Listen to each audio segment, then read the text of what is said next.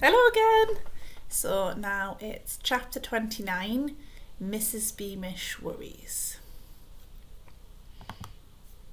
Back in Shoeville, Spittleworth made sure the story was circulated that the Dovetail family had packed up in the middle of the night and moved to the neighbouring country of Pluritania. Daisy's former teacher told her old classmates, and Cankerby the footman informed all the palace servants. After he got home from school that day, Bert went and lay on his bed, staring up at the ceiling. He was thinking back to the days when he'd been a small, plump boy whom the other children called Butterball, and how Daisy had always stuck up for him.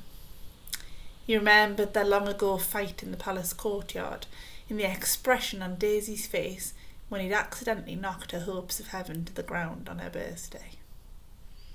Then Bert considered the way he spent his break times these days.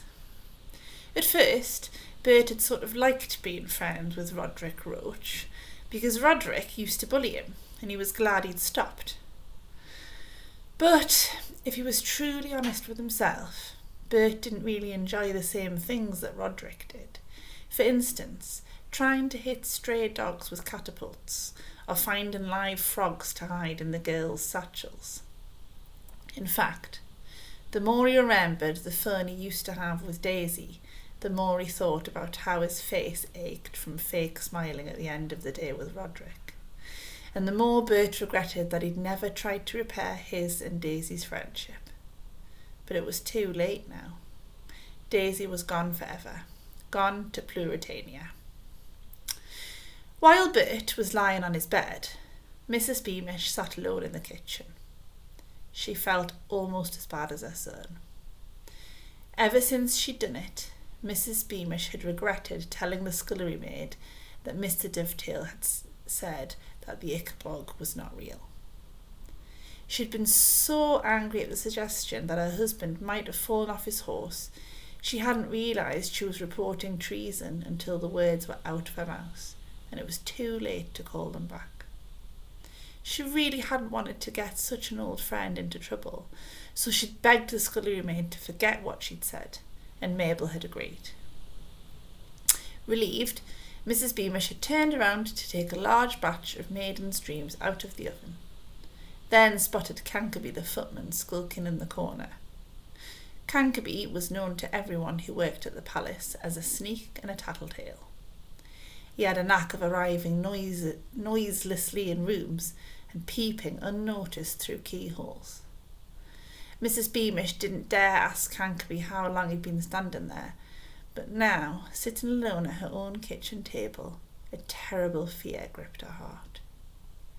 Had news of Mr Dovetail's treason been carried by Cankerby to Lord Spittleworth?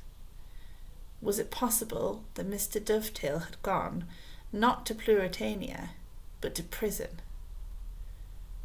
The longer she thought about it, the more frightened she became, until finally Mrs Beamish called out to Bert that she was going for an evening stroll and hurried from the house.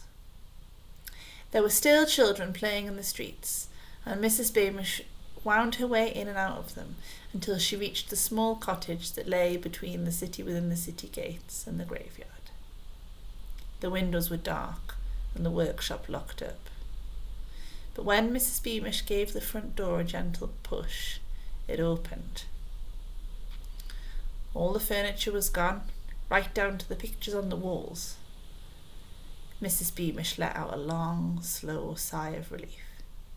If they'd slung Mr Dovetail in jail, they'd hardly have put all his furniture in there with him. It really did look as though he'd packed up and taken Daisy off to Pluritania. Mrs Beamish felt a little easier in her mind as she walked back through the city within the city.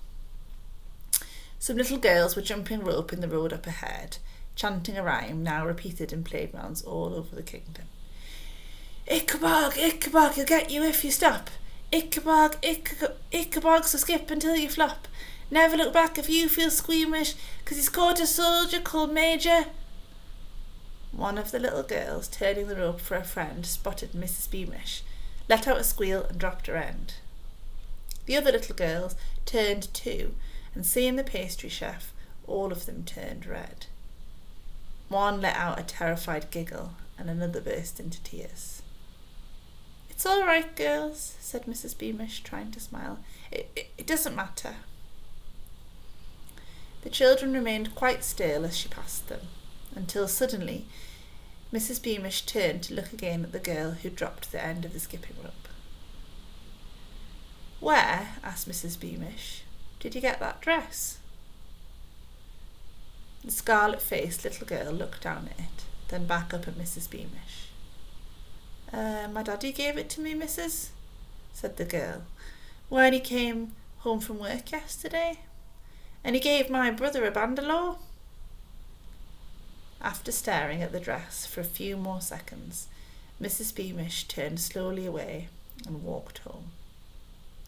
She told herself she must be mistaken, but she was sure she could remember Daisy Dovetail wearing a beautiful little dress exactly like that.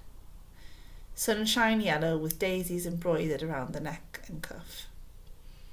Back when her mother was alive and made all Daisy's clothes.